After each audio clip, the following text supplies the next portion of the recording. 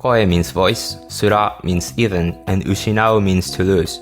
The pronoun isn't specified, so you could be talking about any particular person, a group of people, or everyone in a state that implies them to lose even their voice. 絶望 means despair, aji means flavor, and supu is a long word from New Zealand that stands for soup. No is the particle which claims property. For example, 今日のテーマ、彼の鉛筆. Therefore, this could be roughly translated as soup of despair flavor or despair flavored soup.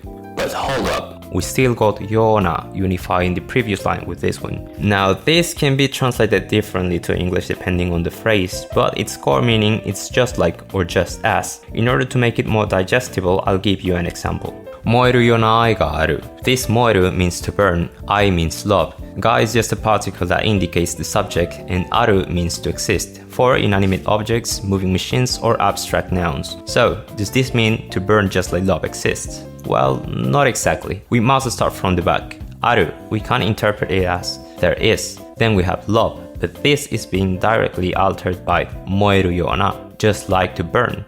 A burning like something, a inflames like something. So we could roughly translate this as there's a burning like love.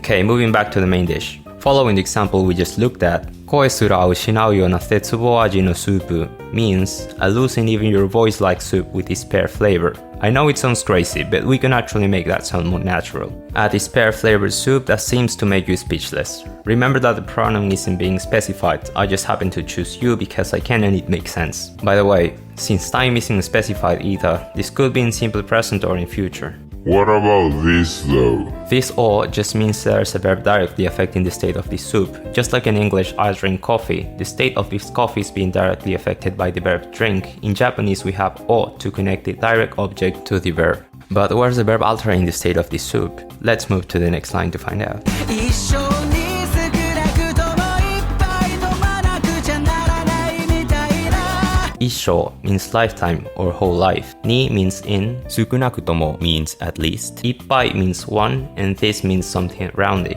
No, not that kind of roundy. Yeah, that's the round I'm talking about. So in this case, we can deduce from the song we're talking about one bowl. Next we got 飲まなくちゃならない. This is the classic double negative that means to have to plus the verb preceding it. In this case, 飲む to drink. In the negative form, 飲まない. In the te form, 飲まなくて. And we add wa at the end, 飲まなくては. This tewa is abbreviated as cha, thus giving us 飲まなくちゃ, and then closing it with ならない.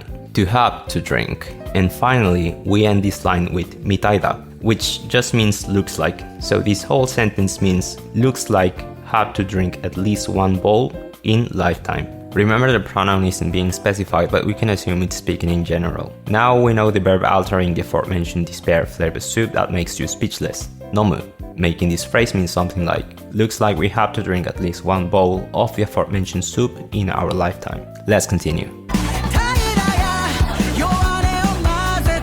怠惰 means laziness, ya means and, yoane means complaint, mazeta is the past tense of the verb mazeru, which means to mix, making this phrase mean laziness and complaints mixed. 自家製の大ピンチが Jikase means homemade or self-made. Daipinchi means big problem or big trouble. Now, this ga indicates us that altogether this is the subject of a new sentence, a big self-made problem that mixed laziness and complaints. 今僕の目の前で湯気を立ててる Ima means now. Boku no me no mae de means in front of eyes of me. Yuge means steam. And tateteru is the present continuous of the verb tateru, which in this case means to raise. Once we stick together both lines, we get a big self-made problem that makes laziness and complaints now raising steam in front of me. 危険な色が渦巻く And we reach the end of the first verse. Kiken means danger, but now this na implies that it's being used as an adjective, thus making it dangerous. Iro means color, and uzumaku means to swirl or to whirl, making this phrase mean dangerous colors swirl.